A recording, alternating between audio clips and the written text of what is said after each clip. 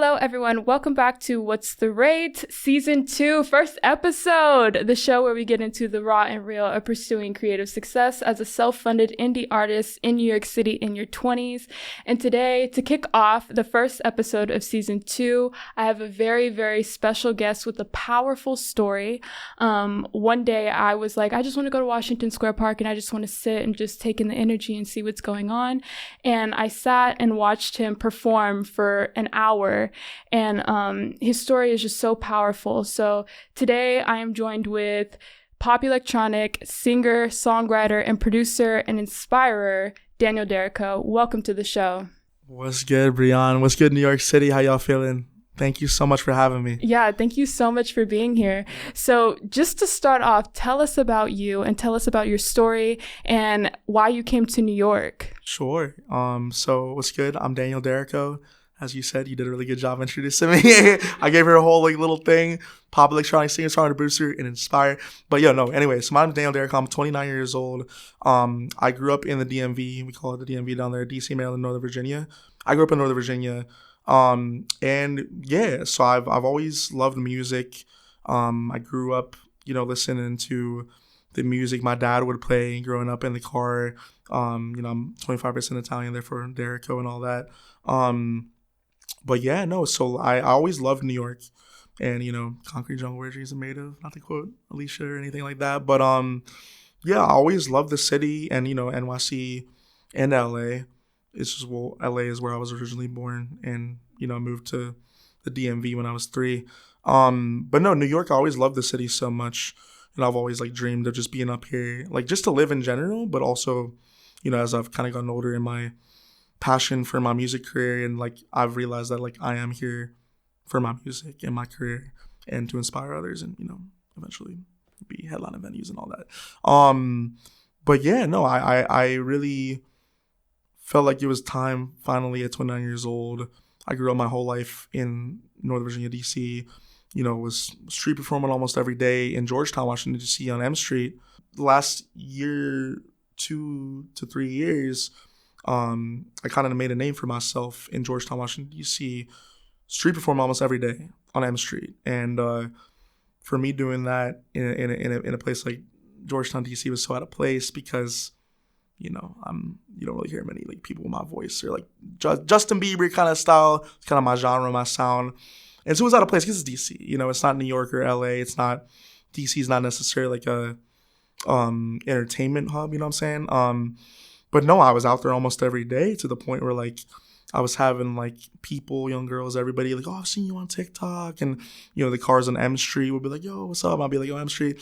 Because I was out there almost every day. So they kind of couldn't help but notice me. And I even started getting recognized in Northern Virginia. But basically why I ended up making the jump up here is because I was getting a lot of signs I needed to come up here. And I'm spiritual and I see a lot of signs and all that. So basically the last month I was out in Georgetown street performing, I started having all these people walking by me wearing New York Yankees hats. And they were it was too many to be a coincidence, too many. And then I started having people coming up to me and vibing with me and my music from Brooklyn. And it was just too much in my face. I started seeing New York stuff everywhere. And then one day there was this dude in my spot where I called him my office and he was from Harlem. And I was like, all right. Too many signs. And, I had really always dreamed of coming up here. And, I was like, you know what? It's now or never, dude. And so I ended up, I told literally 2 people down there that I was coming up here and making the jump up here that I grew up with down there. I didn't tell anybody because I don't, really trust anybody. But, it's for certain reasons. But, and I ended up coming up on the bus on my 29th birthday, June 27th. From DC, from Union Station to Port Authority. And my journey started up here, and I've been up here since, and I'm still standing, which is a miracle. So I did my first time ever busking up here, literally not even an hour after I got off the bus on my birthday from Port Authority on 42nd Street in the middle of everything, in Times Square and all that. And it was cool. And then since then, I hit Dumbo that night, did a birthday night set to end the night. Best view in the world, in my opinion. I love Dumbo. And then I stayed, going to Union Square Park, Washington Square Park, Fulton Street Subway, just, you know, getting my name out there, you know, do my thing, because that's what I came up here, and I came up here with very much.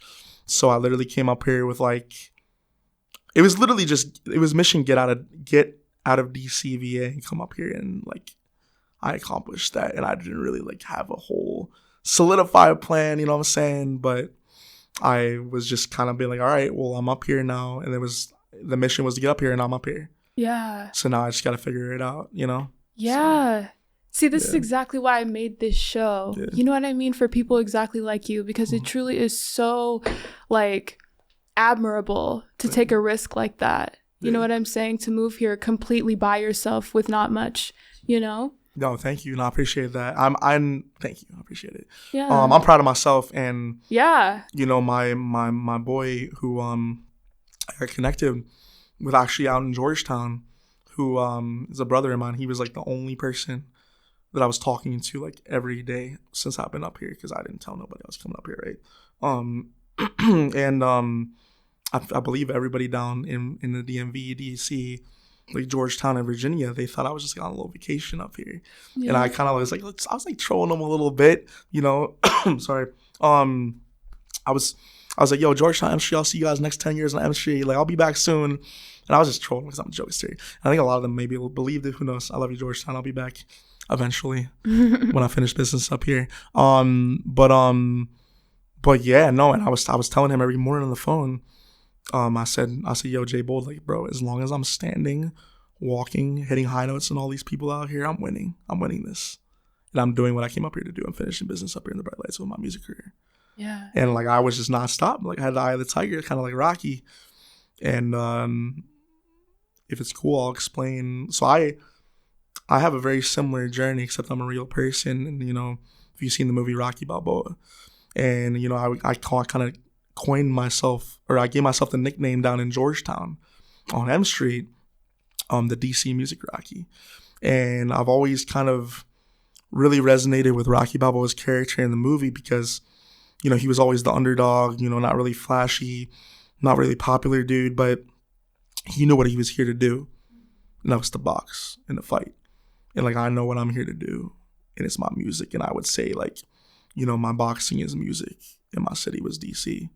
And it was very similar because, you know, in the movie, and I'm going to be a real person like Daniel Derrico, like Rocky's a movie character, I know that. But, but, you know, in the movie in Rocky, the first one, you know, everybody kind of doesn't really believe in him. Like in his city, he's from South Philly, scrappy Italian dude from South Philly.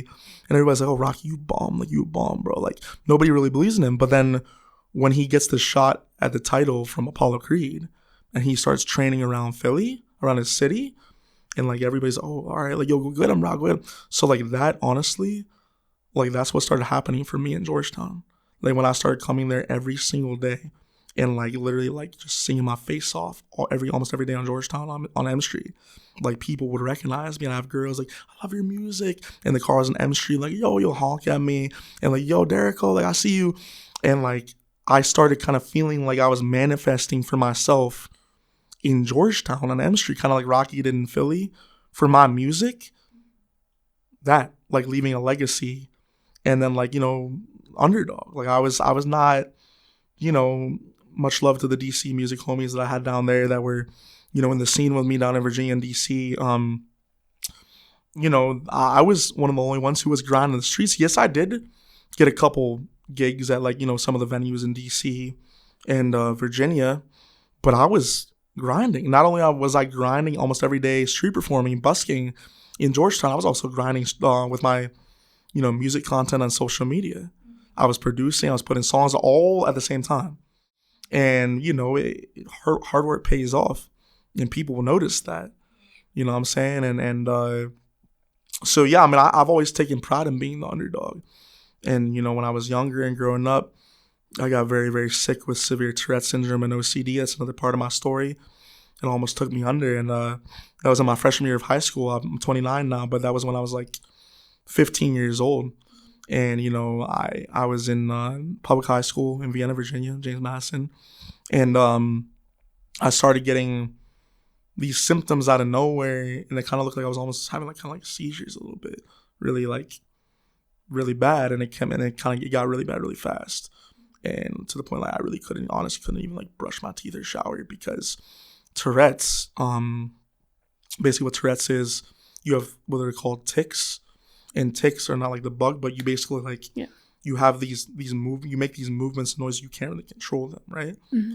For whatever reason, I was able to control them. And because I had OCD as well. And you know, all growing up before even my freshman year of high school, when I got hit with that, I was bullied all throughout school just for, like, trying to fit in and be accepted. I've never fit in. I've never fit in my whole life. I've never fit in the music industry, in, you know, the music scene. And I've realized now, like, there's a reason for that. Like, I was never meant to fit in because I'm different and, like, not like I'm better than anybody like that or anything like that. But, like, I'm realizing now I've never fit in yeah, and, like, when I got sick with that and it happened really fast, I would my freshman year of high school was, like, all of a sudden, like, the bullies, I stopped being bullied, and then I got hit with the Tourette's and OCD, and, like, I barely got a chance to breathe, you know, because I was bullied literally from the first day of kindergarten. I know that you might not believe that. Y'all might not believe that. My first day of kindergarten, I went to a private day school, and my mom says she remembers I came off the bus crying because there was these, like, older kids that were, like, trying to pick on me, and ever since then, I was always a target. I was always a target for, like, people just, like, picking on me. And, you know, I was always some nice kid, like, sweet kid, good heart, you know. And they like to target people that are like me, I guess, you know, nice kids and nice people. You know, because people mistake kindness for weakness. Anyway, so that's part of my story, like, way back. I overcame that. You see me now. I'm not that dude anymore. I'm not that 16-year-old kid. I ended up actually having to be hospitalized out of state in Wisconsin. Because it got so bad. I got down almost 100 pounds. You know, I vaguely remember I was wheelchaired. My doctors, everybody I grew up with, they're like, yo, what's going on? Like, we don't know what's going on with Daniel. Like, we don't know what's going on. Like, we're worried. We're really, really worried. And, like, my parents and my doctors, like, nobody knew if I was going to be like I am right here with you and, like, lighting it up straight before me. And in New York City, chasing my dreams, and let alone, you know, left a legacy. Yeah. And became a little bit of a celebrity in Georgetown M Street performing. Yeah. It's like, it's not, I keep telling people, like, I'm not even trying to toot my own horn. Like, it's nothing short of a miracle, dude. Like, it's nothing short of a miracle that I am like I am right now with you, like, talking right now. And, like, we're here. I'm here. Yeah. And I saw it too, because when I was there watching you, that girl came up to you and was like, oh my gosh, you were performing in Georgetown. I saw it. Do you remember? That's crazy you said that. Like, it was kind of freaky because I had like 3 or 4 or 5. That's kind of funny you say that. Since I got up here on my birthday, that kept happening. I almost felt like they were following me up here. It was really weird because like, it was a group of, like, people, right? Yeah, they recognized me, and then I was in Dumbo performing, which is, like, really illegal. Anyway, I'll do, like, surprise attacks on them because it's apparently really illegal there for performing with a speaker. And this dude came up. And no. First time I performed in Washington Square Park before you met me. The first time I ever performed there. Lit it up. It was like my first week that I got up here, right? I was performing and these 2 dudes come up and they're like, yo, aren't you from Georgetown? I'm like, hold up, what? And so I stopped my song. And I was like, yo, what'd you guys say? Like, where did you guys the record scratch. And I pulled on my camera every time this kept happening. It happened 3 or 4 times. It was getting freaky. Like, the amount of people who recognize. And so, like, I was like, yo, where do you guys recognize me from? They're like, yo, Georgetown. I was like, oh, yo, Georgetown, what's good? Like, y'all miss me or whatever. The dude in Dumbo, the Asian dude, he, like, came up to me. He's like, aren't you from Georgetown? I was like, yo, same thing. It kept happening. And I was like, yo, what the hell is going on? Sorry, pardon my voice. Like, what is going on? Like, are y'all following me up here or something? And then he was like, I performed closer for him. I ended up getting brought on stage with the Chainsmokers. Yeah. I'll mention that in a little bit, but that was insane. But then last thing is that this was the weirdest thing of all. People recognize me from Georgetown. Okay, so I'm not even performing. I'm walking with my stuff. I don't even have it. I don't even have my microphone out. Nothing. I'm walking in Union Square Park, going to set up to do it, right? To do my thing. This middle-aged dude is walking his dog, and all of a sudden, this is so weird. I can't make this up. He looks at me. He's like, yo, aren't you from Georgetown? I was like, yo, what? Wow. I was like, what is going on, bro? Like, how a dude walking his dog.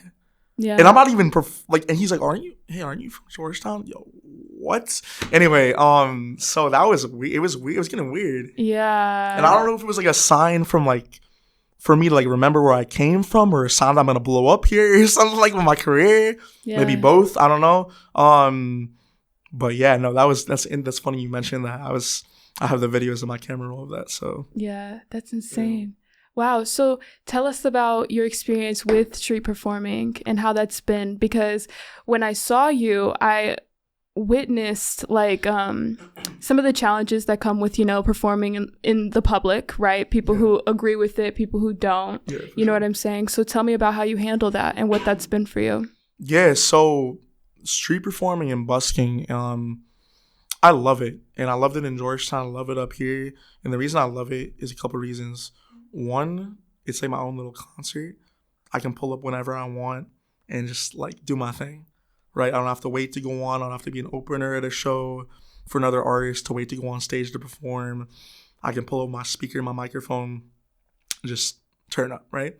Second thing one of the things I love most about it in Georgetown, especially, but also up here, is I would meet people from all over the world when I would do it, because there's tourists that would come to DC and up here.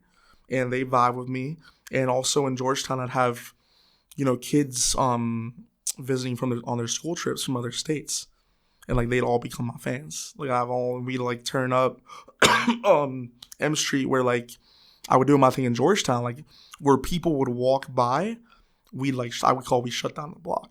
So people would be dancing, like we'd be turning up, and I get on top of the guardrail in Georgetown M Street. I only started doing that like last little bit I was out there, and on the drops I would like jump down and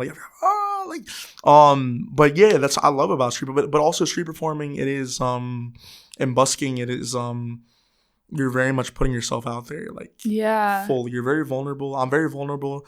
And I'm someone like who, like when I'm street performing, I'm not like naughty. Like I'm literally like, yo, New York City, what is up? My name is Derrico. How y'all doing? At some point, and like Georgetown, what's good? How y'all doing? I'm very like, I'll even like flirt with girls in the mic sometimes, and like, like just like, I'm a very outgoing person, and life in general is not any different on the microphone for me. And so, especially since it's my own little show, mic is mine. Mike's my sounding board, you feel me? And so I'll literally just like, if I see someone smiling all the time, I love it. If I see someone smiling, because I hear a lot of people don't understand this when you walk by a street performer, well, at least for me as a street performer, I hear and see a lot of everything that everybody says, and like people like facial expressions when y'all walk by me. And so I'll see girls smiles like, yo, I see that smile like that. Thank you. Hands up, Daniel Derrico. And, I'll acknowledge it, because like at the end of the day, what I'm trying to do is I'm trying to spread good vibes, and, music's a universal language to bring people together. And if I see someone smiling, I'm going to be like, yo, and if somebody's shot at it, it's like, yo, come on, dance, like you got it. Like, you got it, girl, come on. I see you. So like, I'm just a man of the people, bro. Like, that's really what I am. I'm a man of the people. And, some people really love me. Some people are triggered by that energy, hence Washington Square Park that I got kicked out. But, but it's okay. I mean, but yeah, no, as a street performer, I love it. And I'll always look back with like a little tear in my eye, and like just like proud that's, and be able to look back and be, yo, that's where I started. Because a lot of people forget. I like joke about it on the mic sometimes when I do my thing. I said, like, I don't know if y'all know who Ed Sheeran is or anything like that, or Andy Grammer, or all the other artists like myself that started off doing that. And look at them. Ed Sheeran's the biggest artist in the world, and he's up here now. He'd be like taking his guitar in the subway. Still, he's still like in my position, So it's humble beginnings for sure. And I don't think even Ed Sheeran, he'll probably never ever forget his days, busking in London outside the train station. You never forget that, because that's where you start. That's where we started. And, a lot of us that did that, Ed Sheeran, I don't know Ed Sheeran personally, maybe eventually I'll meet him, but a lot of art, like I'm just talking for myself, Daniel Derrico, right? Like, I don't have nothing done for me, paid for me, nothing, bro. Like I want this more than anything in my life I've ever wanted. And I know it's what I'm here to do. So if you know what you're here to do, at least for me, that's just me personally. Like I'll literally freaking walk across the Atlantic Ocean to make it happen. And there's obstacles along the way, and I figured I can't get in the big venues yet, so I'm gonna take it to the streets. But no, I would tell her, I said, yo Dumbo, my name is Derrico. I say, listen, I said, even when I'm rocking the big venues and I make it, with my career, I said, I'm still gonna shut this entire block down with the whole city for me. We're gonna party, because even when I blow up, like when I get where I'm trying to go, and my ideal success, name and lights, all that, whatever you want to define as success for my music career, I'm still gonna take it to the streets, because that's how I started. Yeah. And I've been through too much, as I told you earlier about my story, to forget where I came from. Yeah. So yeah. That is so powerful to me. Like, truly. Thank you. So powerful. Appreciate it. And I just love how you were like, I might not be in the big venues yet, but I'm going to take it to the biggest venue possible, which is the public. Well, exactly. Yeah. And like, that's what Rocky did not for for music, but you gotta, like, Rocky wasn't like, that's why I'm like, I know people don't really understand. When I would tell them about like how I view, like, I think of myself and I relate so much to his character, not only to his story, but to his resilience. Right. Because Rocky in the movie, like, in my life, everything that was sent to destroy me, I've got back up and come back swinging from the win. Just like when I got sick with my Tourette's and all that. Here I am. It's going to be no different from, being the underdog, just like Rocky with his boxing, and me for my music career. And, Rocky was literally running around the city of Philly, and I considered me doing my thing in Georgetown and M Street, where I will like to think that I will be called the DC Music Rocky when I go back there, Daniel Derrico, right? Like that, I consider that like me running my steps. Yeah. In Georgetown for my music. Yeah. Because I was out there every day. Yeah. So I mean, it's a hard journey, man, and it's I've never been the popular one.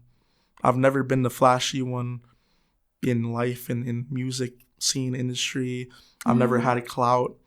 A lot of other artists that do pop and even like rap and all that, they get a lot of clout. And like, no offense, I'm not, talking, smack or anything about any of these other artists, right? But,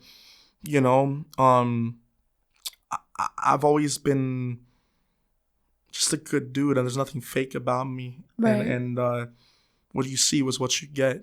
And, a lot of people in this industry and the world in general, it's not really the case these days. They're not moving in integrity. No, yeah. And then, listen, I want to preface it. I don't mean to keep defending, because I don't really need to defend. It's facts, But I don't want to, but that's just my opinion, you know what I'm saying? And like, and for my mission and my goal for my platform is like I want to bring people together with my music.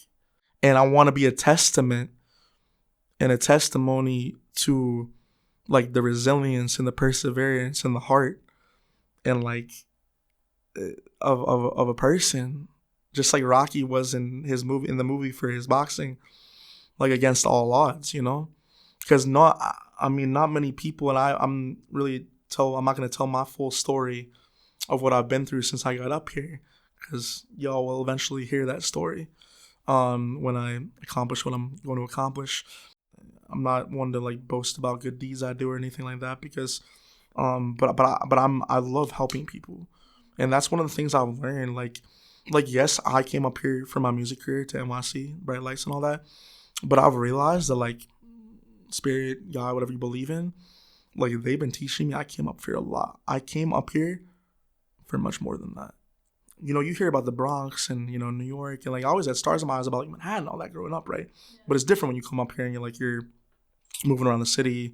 In the Bronx, I never explored the Bronx, but I do want to say in New York City, I have so much respect and admiration for y'all, because like y'all have seen so much up here, a lot more than a lot of other places in this country, even down in Virginia and DC where I'm from, and no offense to them, I love y'all, but and I admire them, y'all, because y'all are real and I'm real, and there's nothing fake about me. And it's been really eye-opening and humbling to be able to meet all these different people on the subway, on the streets, in the Bronx, in Manhattan, Brooklyn, Harlem. I've been all over. I go all over the place. I'm a lone wolf, so I kind of take little, adventures, side quests all over the city a lot. And I just end up meeting the most real people, man. And I said to everybody since I came up here, everybody I kept meeting, I said, y'all been showing me so much mad love since I got up here. Like, just love. And, y'all respected my confidence when I would tell y'all my story, how I came up here, what I came up here to do. My name is Derrico, a pop electronic singer-songwriter producer. I came up here to finish business in the bright lights of my music career on my birthday with nothing. And everybody that I talked to, and I said that, they looked at me, even the dudes in Manhattan, the subway, the NYPD even, they looked at me like, bro, you're gonna do it. I was like, let's win it. I don't believe, and I don't mean to say this and sound cocky or arrogant whatsoever, but I don't believe the music industry or even the world in general has seen a dude like me before. Oh, yes. And I believe what I bring to the table is yes, I'm very talented with my voice and my music and my songwriting, all that blah blah blah blah. Right? Thank you. I'm proud of myself for my talents, and I thank God for them. Right? But it's more than that for me, and that's why I realized I came up here is more than my music career. It's literally it's to bring people together and to spread a message of hope and resilience, and to let everybody out here know that you can be and do whoever you want and do whatever you want in this life. And you can manifest that for yourself. I'm a big believer in manifestation, and become a bad AMF in the process. You know what I'm saying? A lot of the people that I grew up with down there, I guarantee you they don't even recognize who I've become. They're looking at me yo, this isn't the same Derrick. This is the same dude we knew. Who is this dude now? He's up here in New York now, lighting up street performing, going all these places. He made the jump up here. He hasn't given up and going back to DC. And so it's such a hard question to answer, give a specific answer. But I say dude, I want to change the world with my music and my heart. Hopefully that makes sense. No, it does. I find that even with my journey coming from Colorado,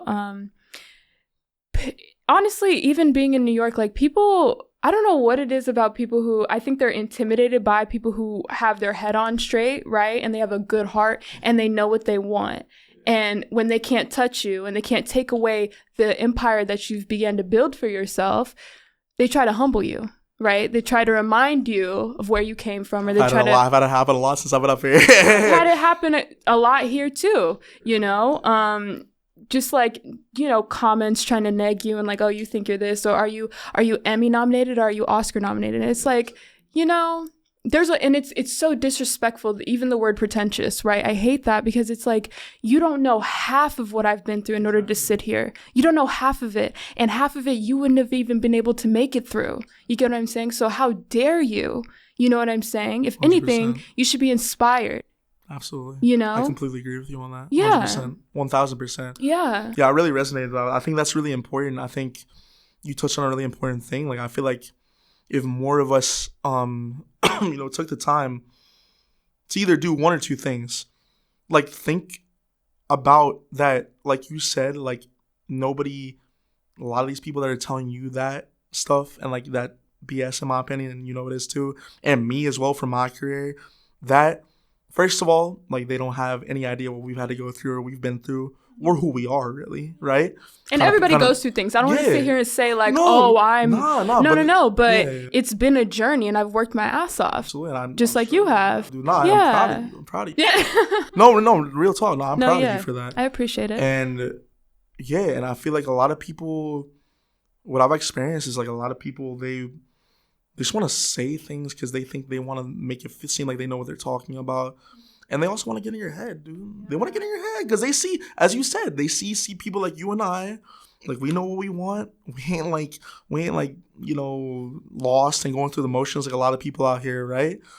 And we got dreams, man. And that makes a lot of people out here feel some type of way. Jealous. Listen, I don't have no hate for where I'm from, right? But I do have a little bit of resentment because, like, and I'm trying to fully let that go because I know it wasn't due with me.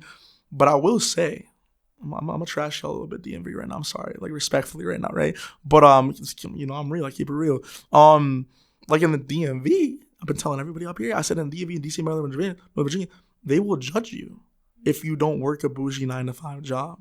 They will judge you if you don't work in politics, and they will judge you if you're not like, locked down or, like in like everybody down there is like, IT and all that. Listen, no disrespect, no shade at all. But like for me, what I was doing in Georgetown, and like everybody's like, oh, like they wouldn't tell me it, but in like I could almost hear sometimes what they were thinking in their minds, right?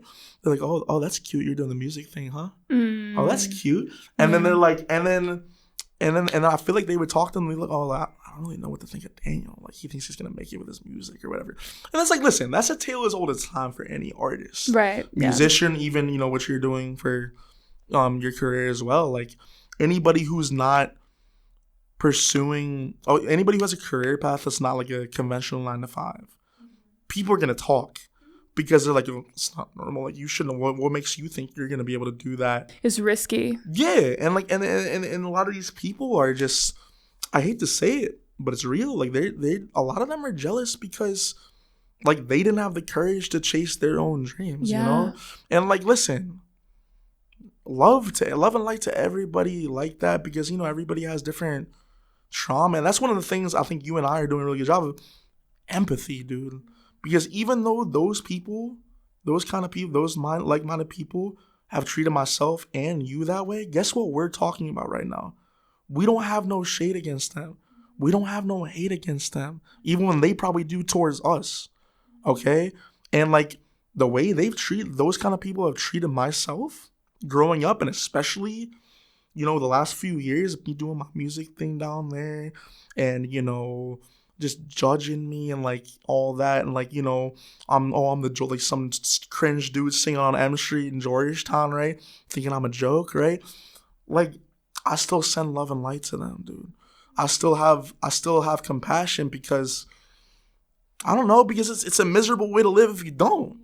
Because if I'm sending that back to them, what's that gonna do? It kind of turned me a little cold, and like it turned me a little cold.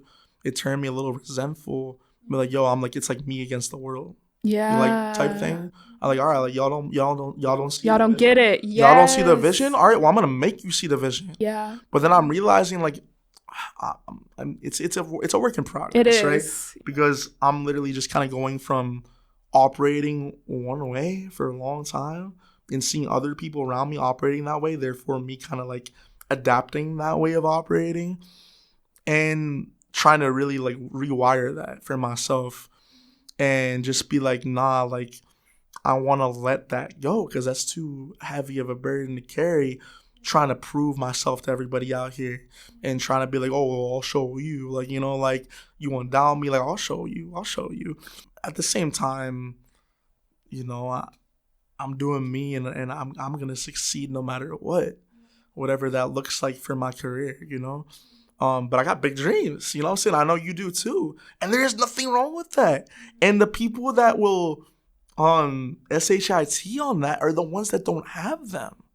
And the ones that don't know why they're here. There's so many people out here. I'm spitting right now. There's so many people out here that are so lost, dude. And they don't know. And like, there's nothing wrong with that. But they're so lost because they don't know what they're here for. Like, they don't know what they're on Earth, like, on this planet for. And there's nothing wrong with that.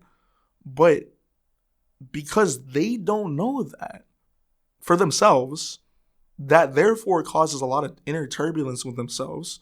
Therefore, causes them to start hating on people that actually know what we're here for and got dreams and got visions. And then they kind of feel some type of way about that.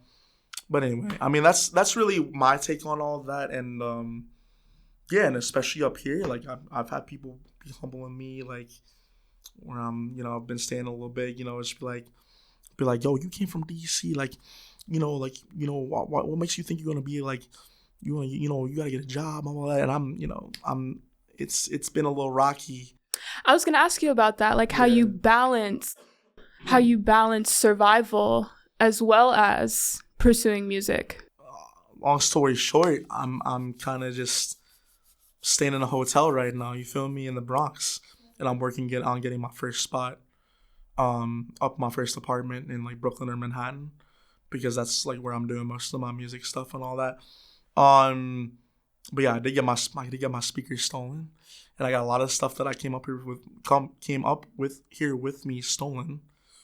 So it's just trusting the homies up there, you know what I'm saying, and trusting the process, because at the end of the day, it's all material, and would I like to be still doing my thing, street performing right now with my speaker? Yes.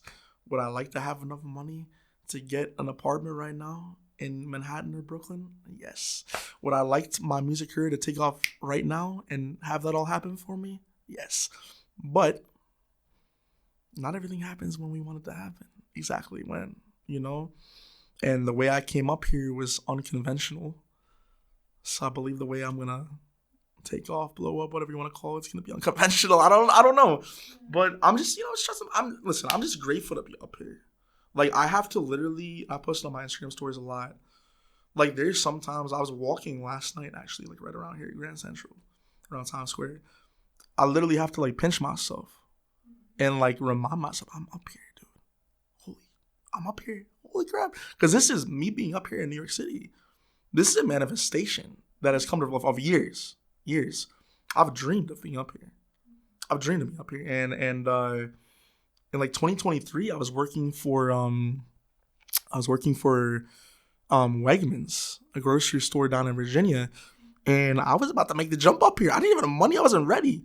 If I would have taken the jump I did up here, literally like not even a month, anytime before I did on my birthday in this past June, I would have come home and gave up and like came home crying back to DC, Virginia, because I wasn't ready.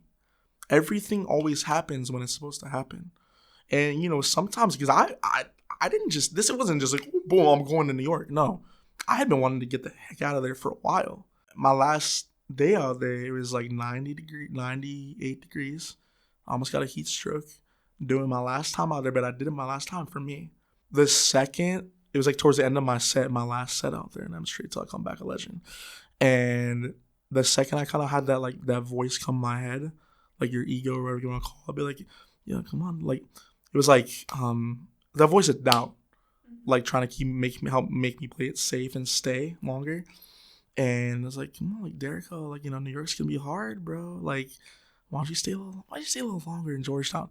The second that voice came in my head, I swear on everything, the second that voice came in my head, this girl walks by me, and she's wearing an I Heart New York shirt. And I was up here and I got chills. I get chills every time I say that, bro. I love stories like that. Every time I say that story to all y'all, but since I got up here, I get chills. And I was up here the next morning on my birthday. And I was trying to go up before my birthday, but for whatever reason, they didn't. It was like, happy birthday, Daniel. I don't know. Like, because I got up here and everything, like, I just kept being connected. And like, from that day, and now it's October, right? June 27th was my 29th birthday when I came up here. Literally, like, almost every day since then that I came up here, I stayed being connected with, like, everybody I've needed to be connected with up here. Like, I literally met the dude on the subway train in Brooklyn that gave me my first official gig in Brooklyn, not street performing. I met him on the subway. I was sitting down. It was Friday. And it was like in July, like mid-July. And I was sitting down. It was Friday. I was in a good mood, right? All right, feeling myself. And there's two women sitting. I was like, yo, happy Friday. And they like just completely ignored me, right? And then I was like, all right, damn, nobody's feeling that happy Friday about us. And he with Julian, he was sitting, he said, yo, happy Friday. But I was like, oh, thank you, bro. Somebody's on the vibe. What's up? And we just started talking. Like, this is how it's happened. I meet people on the subway and end up connecting with them out of nowhere. and just in divine timing. And like we end up talking. He tells me that he came from Portland here for his music, like kind of like I did from DC. And we start talking, and I go with him because I have to charge my speaker. I was actually headed to Dumbo because I would charge my speaker in Dumbo at the time or whatever. And so he takes me to where he works. He works at Pier 57 in Manhattan. Okay. He was a barista, or he maybe still is. Shout out Julian Outlaw, my boy. Give me my first official go up here, not laying the streets up. And then like I'm charging my speaker at his barista coffee, but Pier 57. And then like say goodbye to him, whatever. A couple of days later, I'm walking to go street perform busk in Union Square Park, and he hits me up, and he put me on his like birthday show on July 31st in Brooklyn, like an actual venue. It was my first official gig up here, and I was like, yo, and then like so like I just stay being connected with those kind of people. It sounds like a lot of alignment, and it sounds like your life really is anointed. You know what I'm saying? Like, and how comforting that is to know as you continue to walk this journey, this turbulent journey. Yeah, you know what I'm saying? For sure. So it's a beautiful life. It really is. Absolutely. So, amen. Talk to us about the opportunity with the Chainsmokers. Yeah, so it was crazy, and I believe it was meant to be. So here's the thing. The Chainsmokers, you guys probably know them, Baby Pull Me Closer. My favorite groups and one of my biggest influences on my own music, my sound. And this, New York City, is where they met. They met here, and Alex was working in a law firm during the day. He would DJ at night in Manhattan. Drew was intern at Interscope Records. It wasn't really just supposed to be them, but they met, and this is where they met. And they always say it's their favorite city. But no, so like last October, I was working in Planet Fitness. In the middle of my shift, I get a text from my boy at the time. I actually met at another concert. I went to I brought on stage with Jack Linsky and Jack Johnson. Yes! Wait! They just performed last night in New York City. Were you there? No, but they're still performing together? They just performed last night here. That's crazy. In NYC. It was a place called The Racket in Manhattan. Okay. Yeah, so they brought me on. So yeah, side note, but yeah. I used to listen to them when I was in middle school. So did I. No. So yeah. Jack, they brought me on stage at their show in DC last March. Because I shot my shot, kind of like I did with the Chainsmokers about to tell. And I said, yo, can I come on stage and sing Rise with you guys? And they brought me on stage, and I sang Rise. No, because they're my age too, and I always thought they were kind of cool. I never thought I'd be on stage with them. But that was dope. Anyway, so my boy, who actually met at that show, because he was in the crowd, he came up to me afterwards with his girlfriend, or was like, yo, really dope. We connected.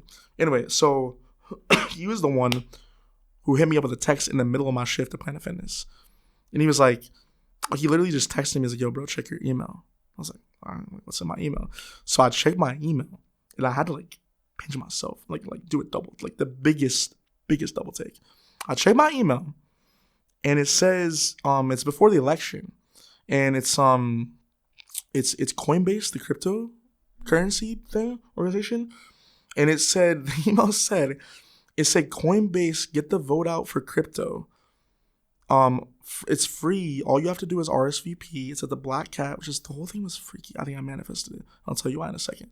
And the Black Cat was an indie grunge venue in DC. Didn't make any sense. The headliners are the Chainsmokers. Okay, let me tell you why I believe I manifested that, okay? So months prior to that, me getting that text from him in that email, I was not even joking with you, daydreaming about them coming to DC, playing a show, and me getting on stage with them for Closer. Okay, so what happened, right? I told my work I had an important meeting and the next day, and I played hooky from work. So I pulled up in Georgetown that morning, and it was October, last October. I pulled up in Georgetown that morning, was chilling, got iced coffee, and I headed over to the venue really early, see if I could, maybe see them before they came in. So I went, and it was me and these two. It was just me and these two hardcore Chainsmoker fans that were just sitting on the venue. It was just me and them. And so I was waiting, and then finally my boy Ron, he pulled up, and we scanned in RSVP, boom, they let us in. Everybody's there for the Chainsmokers. Nobody's really cares about crypto. It's a Chainsmokers, it's a free show, right? And so this woman, I'll never ever forget this blonde woman. You could tell she's kind of visibly irritated because everybody's not giving a single about what they're saying, right? And she like gets on the microphone and she's like, hey guys, like I know we're excited about the Chainsmokers, but we got like an important. I was like, oh my god, bro, you really think anybody cares? Anyway, sorry, no offense, woman, but no. But then finally, Drew and Alex come on. Like, yo, DC, what up with the Chainsmokers? What's up? Like they had just flown in from Beijing, China, so they were late. You know, they were like, kind of late. They're kind of like stalling for them to get on stage. So they got on stage, and they're hopping around. Drew's hopping around, and I made a sign on my phone on Snapchat sign, and I said on the sign, I said, I'm a local artist and a huge fan. Can I come on stage for Closer? And I held it up, like thinking I was in the front row. And Drew's like hopping around, he doesn't see it, and all of a sudden, like it catches his eye. He's like, he's trying to like make it on. He like points to me, he's like, I got you. Like, oh shit, I turned. I was like, what's happening? But here's the thing. He had to fake on me because it wasn't their event. There's security guards there. And so I was like, yo, Drew. Like he kept teasing, like, baby. I was like, Drew, come on. He's like, bro, he's like, come on. I was like, bro, there's a security guard right there. He's gonna tackle me. And so he like dabbed me. He's like, yo, I'm sorry. He like to tap me up to apologize. I was like, sorry, bro. We'll have songs together eventually. And so fast forward, right, to me coming up here in June. Okay, this is where it gets crazy. And why I think it was meant to happen up here instead of down there. So when I got up here, they were supposed to have the show that they ended up having under the Cambridge Park in Brooklyn. That was supposed to be at the Brooklyn Mirage. But the Brooklyn Mirage, like, filed for bankruptcy and all that, Avant-Garde and all that. So they still wanted to have a show because, like, their homecoming shows where they met in NYC. And so basically, like, they were trying to put it on. It was for August 8th. No. It was supposed to be in June before I even came up here. The show, they were going to play at the Mirage. It was originally supposed to be in June before I was going to even come up here, right? Everything happened for a reason. And so, literally, right? I'm not even joking. When I started street performing, right? Around the city when I got up here, I would sometimes, not all the time, it would be annoying, right? But I say, yo, Brooklyn or, you know, wherever I'm in Manhattan or whatever. Yo, so my name is Daniel Derrico. Yo, I said, I have a feeling the reason the Chainsmokers pushed their show back at the Mirage till August is because Daniel Derrico is going to be on stage with them. And I kept saying that when I was street performing, right? And then August, that was in like June to July, August. My boy, Dave, Staten Island, he's one of the people who hits me up trying to like about the ticket, right? And he hits me up and says, yo, you looking for Chainsmoker ticket? I'm like, yeah, bro. He's like, and then all he asked me, he's like, are you a real Chainsmokers fan? And I was like, bro, like they're my goats. Like I came up here from DC from my music career with nothing. Like they're like biggest influence. And he hits me back like 10 minutes later, and he says, actually, so listen, like my friend who was gonna go with me flaked on me. Do you want to come? I got a free ticket. Boom, I'm in. Free ticket. Like I knew what I was gonna do. I knew it. Before I printed a sign out from CVS and a sign that I was gonna hold up to have him, get on stage with them, right? And met him, went over the venue, and actually ended up running into a couple of the dudes that were in Dumbo when I was staying there. They were just happened to be the security guards, of course. It's crazy. And so we go in the venue, and the openers are on and all that, and then Chainsmokers come on, lit show. They brought out Daya, which was a huge surprise, cool for Don't Let Me Down and all that, and it was a huge crowd.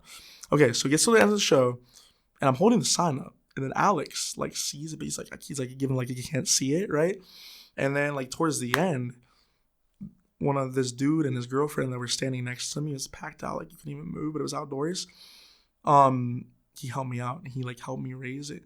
And the same exact thing that happened down in DC happened. Drew was the one who saw it, and it was crazy because the same sequence of events happened. The same thing happened. Drew was like trying to like make it out, and then he saw it, the same thing, and he pointed. He's like, "Yo, I got you." I was like, "Oh shit, let's go." And then it got to the end. He started singing Closer. I was like, "Oh man, he faked on me, whatever." Oh shit, all right, whatever. But then he was like, he was singing his part, and he's like, "Yo, anybody got Halsey's part?" I was like, yo, Drew, come on, bro, like, whatever. And he was like, and I was like, Drew. And he pointed to me, and I was like, all right, I knew it was meant to be, dude. And so literally, like, I went through all the crowd, and I got up to the front row. The security guard from the Cambridge Park helped me and all that. And I, like, hopped over the fence, and I dapped Drew up, and he brought me on stage. and in front of hundreds of their sold out show with my goats. And Closer by them is like their most popular song. Is also one of my favorite, if not my favorite song to turn up in Georgetown. All the like kids, like the GW students, everybody, they would get lit with me on that all the time. We party with that on Georgetown and up here as well. So it was just like, it was nuts. And I got on stage and he like took my sign. I have the video and all that on my Instagram and TikTok and all that. It was nuts, dude. And I couldn't hear myself on the mic. It's a little bit bummed about because I was like, yo, Brooklyn, what's up? I'm Daniel Derrico. What's up? How you doing? But it was nuts, dude. And I manifested that. So that was dope. That was nuts. I was like, because it didn't happen down in DC, I believe spiritually, because they wanted it to happen for me up here where I risked everything coming up here for my own career, for my music.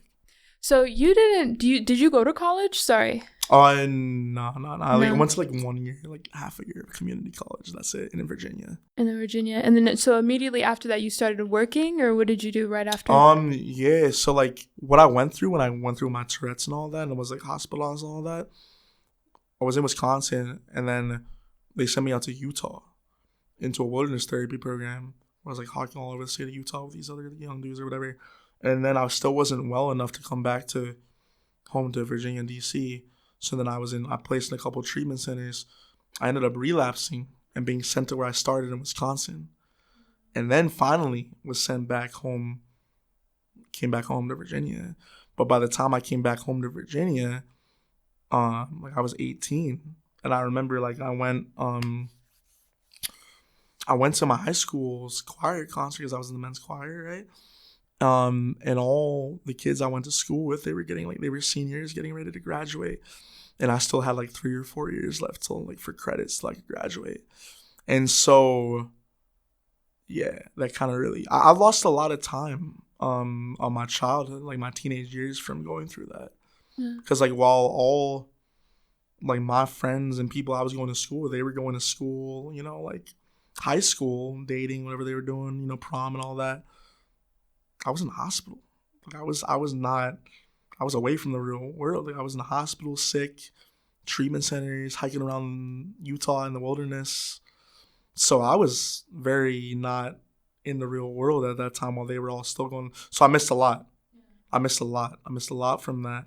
And when I got home, finally, it was kind of like I had to kind of like pick up the pieces of what was like once my life and like figure out like, what am I doing? And I was never really, like school was never really my thing. I mean, I've learning disabilities and I was always in special ed growing up, and I just never really, you know, and I take comfort in the fact of knowing that a lot of musicians, Ed Sheeran, for example, like we never really liked school because I'm not saying that like no artists are good at school, right? Like musicians or whatever. But when you're an artist and you're a musician, like the left side of your brain is way like more, which is like your creative side and all that. And like just some of us, like some people, like school is just not it. Like, you know? Well, I do want to bring it back to your New York experience and just talking about that. Yeah. So when it comes to street performing and things like that, so tell me about how you mentally prepare for that, or just tell me about like kind of like a day in the life, I guess you could say, like how long you stay out there, how you choose where you want to perform, just like things like that. Yeah, so like I stay out for as long as my speaker is powered. Okay. Okay. Yeah, because if I don't have it fully charged, the one I had stolen now, but when I was out there, I like an hour or two. Oh, okay. Get a good amount, or get what I can out there, get the vibes I can, and you know. But then what started happening when I got up here is I started getting shut down because people started calling 311 on me, and then when PD would pull up, and it was funny because like it was happening like right when I would start to get lit. Is when they would pull up, and I was like, "Oh my God, come on, you gotta be kidding me, bro!" It's like because you know, like even though I've been, you know, I'm not no rookie with performing. You know, I've performed on stages, I've street performed a lot, Georgetown almost every day down there, right, and up here. But like even being little more seasoned, I guess, for me, it still sometimes takes a little bit of time to like get in my bag and like get, you know, settled on all that, right? Because you start out like it's a couple warm up songs, like see what the vibe is, right?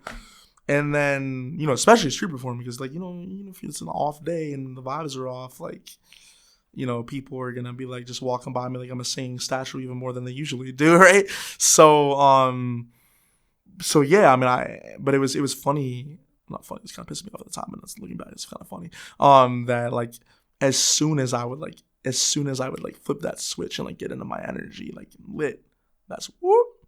Gotta pack it up, bro. I'm like, whoop, whoop. Oh, man. I was like, boys, come on, dude. Like, I just literally started, bro. And so I literally, like, I know this is like kind of like I'm a bad boy, but like literally what would happen is like I was getting so annoyed with them shutting me down because it was like almost every time.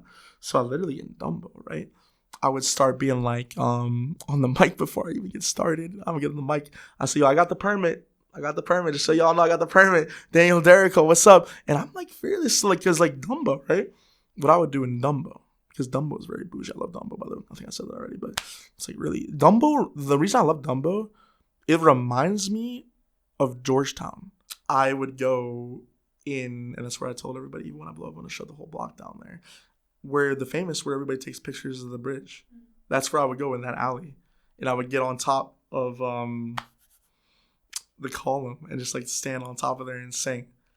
And nobody's expecting this dude singing Justin Bieber and like Ed Sheeran and Maroon 5 covers to pull up in, and everybody's like, you know, taking pictures of like the bridge and everything, like taking pictures of each other.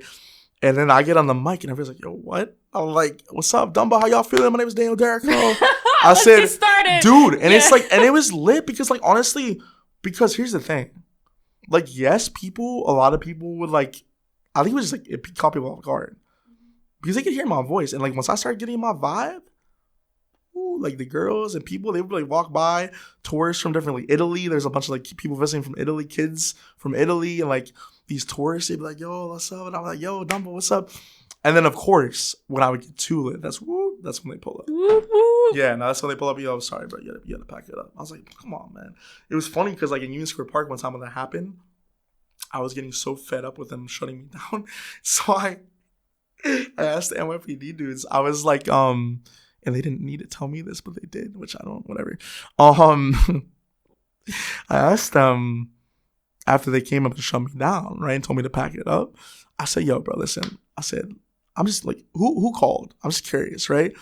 And the dude is like, he didn't have to tell me what he did. He's like, so all I can say is the dude's name was Scott. And so I just went on the mic and I started chewing out Scott. I know, I just, you know, because I'm a crazy dude. But yeah, so your question was, oh yeah, how long do I stay? I think I answered that, right?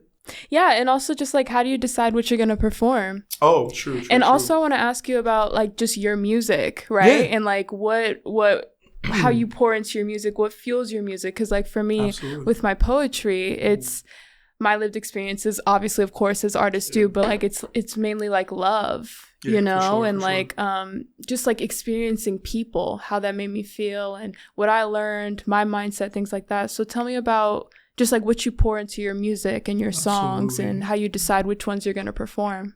Yeah, for sure. So a majority of the songs I perform when I'm like street performing are like songs people know. Covers. Like pop songs.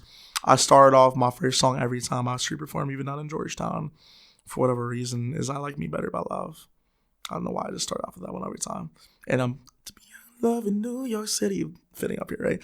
I was teasing like 2 or 3 of my own ones because I wouldn't usually do them down in Georgetown. But what I would say to the people up here and down in Georgetown, because I was starting to tease my originals down in Georgetown too, right? Because I do have my own original music, Derrico, Spotify, and all that. Is I would say, I said, listen, y'all ain't vibing with me enough to deserve my originals yet. So if you guys get a little more lit with me, I'm gonna tease y'all original. But you know, until then, we're gonna keep doing some covers. So New York City, my name is Daniel Derrico. I love y'all so much. I said, you know, what was I gonna say? I said, if you want to watch me blow up my career, TikTok, Instagram, Spotify, YouTube, Instagram, Apple Music, QR code right there. If you want to help me pay to breathe here, Cash App, Venmo, QR codes, cash, whatever, tip it up. And so that's why I would say that. And also, this is one thing important, marketing and like getting into people's heads. I would say my name, Daniel Derrico, Georgetown, and especially up here, at least probably 50 to 75 times during my set, just to get it in people's heads, like over and over again. My original music, how I pour into that. So, I have some of my best music I'm sitting on right now that I've made yet, in my opinion, that I'm like, I haven't even like finished to release yet, that I'm like working on getting finished to release. And one of those songs is a song I literally wrote about taking the jump up here. And it's called City That Never Sleeps. Y'all will hear it and see the cinematic music video that comes with it eventually. So I was teasing that one up here, but he was really vibing with that one up here. Mm-hmm. And when people vibe with my own original music, that makes me like feel like, oh, maybe it's gonna do well, maybe, you know? Because Andy Grammer, one of my inspirations, when he would busk in Santa Monica, LA, where he actually got discovered out there, doesn't have very much these days. You never know. He would play his originals a lot, and he would see which ones people were vibing with more and which ones people weren't. Mm-hmm. And from there, he would like decide. And his song that blew him up, "Keep Your Head Up," which he actually wrote, which he wrote. He had an interview with the dude Daniel Wall, and he said apparently Andy said that the reason he wrote that song is like he literally was out street busking one day. He barely made anything. And he like looked up to the sky like God. He's like, yo, God, like I don't want to be out here the next 20 years. So like I don't know if you like trying to like make something happen. And he went home and he wrote "Keep Your Head Up" as a pick-me-up song for himself. But yeah, and then I just, as I said, I performed the pop covers everybody knows: Maroon 5, Payphone, Ed Sheeran, Shape of You, Thinking Out Loud. Oh, one of my favorite ones to sing is Sam Fisher, "The City." The city's gonna break my heart. The city's gonna love me and leave me alone. The city's got me chased. You don't know that one? No, I'd have to listen to it. It's been a couple months since I felt like I'm home. Am I getting closer to knowing where I belong? I think I was gonna sing on the podcast, but that's okay. That's okay. No, that's okay. Sam Fisher, repost me, bro. I'm here for it. Wow. Is there anything you want to leave us with? I mean, we're gonna do the "What's the Rate" segment, but close to the mic. Anything I want to leave you with? Well, Brianna, thank you so much for having me. You're very welcome. I think I told you that I was never really invited on podcasts like this down in the DMV for my music. Never the popular one, you know what I'm saying? So it's only fitting that I got my first podcast interview in the bright lights where I came up here from my music career. So thank you. I'm very honored. I'm grateful that you put me on and all that, and then we met and I connected out in Washington Square Park. And NYC, I will leave you with this. My name is Daniel Derrico. I love y'all so much, and I'm just getting warmed up. So get your popcorn ready and cue the Rocky music and let's win it. I love you. All right, cool. So on this show, we do the "What's the Rate" segment where you rate these 1 through 10, 1 being no, 10 being yes. We're here for it. Word. So it's like a rapid fire type of situation, and I have 7 of them for you, okay? Cool. So first one is using Instagram to find career opportunities. I'll say 6. Okay. LinkedIn for music, maybe like a 4. Yeah. Okay, always saying yes. 4, because I don't always say yes. Yeah. Well, I mean, it depends on what it is. Right. Like for opportunities? It can be. Yeah. Like, for example, if someone were to give me this question, rate 1 through 10, always saying yes, I think I would say 7, because you never know what the opportunity can lead to. Word. No, I guess I But you need to know your value. Okay, so I'm going to do a 5 on that. Mentors. 9 for sure. Okay. I love mentors are crucial. Have you had any that were very impactful for you? I've had a couple. Yeah. I've had a few over like the years that I've, been doing my thing. I'm still waiting for my one like in the industry. You know what I'm saying? But like mostly life. Non-paid projects. I say 7 because not everything's gonna be paid, and if it's exposure, it's exposure. If it's not paid, exposure is exposure. So working your way up. 10, dude. That's what I'm doing. And then the last one is fame. I believe that fame will or is for any individual in their career field is a natural consequence, I guess, potentially. Why do you say a consequence? Well, no, like consequence in doesn't have to be like a bad term, right? Like, you know, like the possible result. Yeah. From chasing whatever you're, you know, doing your thing and working your way up. Fame is potential. So I'd say, you know, 9. Okay, so if I am an aspiring artist and I'm going out to perform on the street, do street performing, what is something that you believe people need to know before they do that? So you need to know, especially I've learned up here in New York City, where it's not as always as easy as a crowd. You need to know just to, like, obviously watch your tip jar. That's first and foremost. Just make sure nobody's trying to, you know, be sneaky or anything, planning to do any funny business with that. Know that not everybody's gonna pay you attention, even if you're insanely talented. People will walk by you like you're a singing statue, an alien, like me. Remember, just know that when you start out, it's not gonna be as, you know, fluid or you know, seamless. It takes a lot of guts to do what we do out there and put yourself out there. You're literally, I don't want to say you're like naked out there, but it's like you're so vulnerable out there because you're literally putting yourself out there in front of everybody and anybody. And you know, there will be a lot of people who will give you dirty looks and, you know, walk by you and, you know, not really engage or whatever, but just do your thing. And you know, if you really want to do it and you really find enjoyment in doing it, make a little bread doing it too, and, you know, connect with people doing it, and it's what you love, do it, you know, just like me. I love doing it. I love the feeling of just getting out there, man. Like, there's nothing like being on the microphone for me. Like, I mean, I'd say a lot of that, like, where I'm at home is on stage and with a microphone in my hand, you know. That's where I'm most at home, so. All right. Thank you so much. Thank you so much. I appreciate it. And thank you guys so much for tuning in to the first episode of season 2 of What's the Rate? I'm your host, Breon Lyons, and we will see you on the next episode.